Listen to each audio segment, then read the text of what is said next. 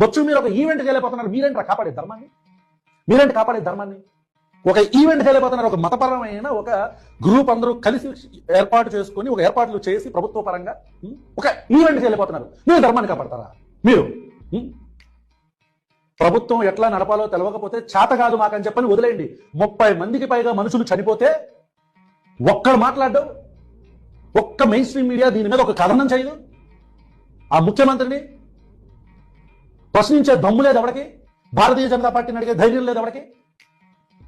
ఇక ప్రజల యొక్క బాధ్యత. మనం ఒక ర్యాలీకి వెళ్ళినప్పుడు మనం చిన్న చిన్న లైన్స్ లోకి మనం నెట్టివేయబడతాం, బ్యారికేడ్లు వేస్తారు, మనల్ని ముందు కదలనీరు, మనం అందరం గుంపులుగా అక్కడ నిలబడతాం. అంటే ఆ ప్రెషర్ లో తొక్కేసలాట జరిగితే చచ్చిపోయే సిచ్యువేషన్ మనమే క్రియేట్ చేస్తాం. క్రౌడ్ డిసిప్లిన్ అనేది వీక్నెస్ కాదు, దట్ ఈస్ అ సర్వైవల్. అది మనం నేర్చుకునేదాకా ద బెస్ట్ సిస్టమ్ మన దగ్గర ఉన్న ఇలాంటి మారణహోమాలే జరుగుతూ ఉంటాయి. కరూరులో జరిగిన ఉదంతం కేవలం చరిత్రలో జరిగిన ఒక తొక్కిసలాట కింద మనం గుర్తుపెట్టుకోకూడదు. It must become a point where we are saying enough is enough. ఇంకా చాలు.